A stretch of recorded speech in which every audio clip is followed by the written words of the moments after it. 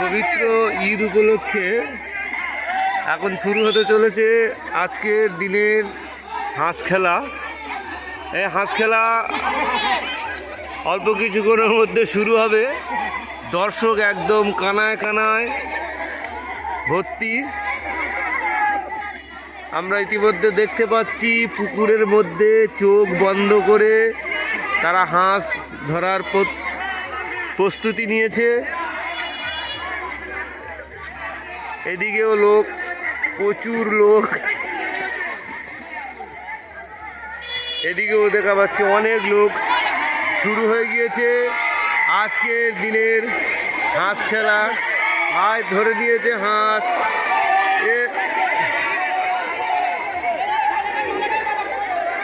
ও হাবেনে চোখে দেখতে পেয়েছে।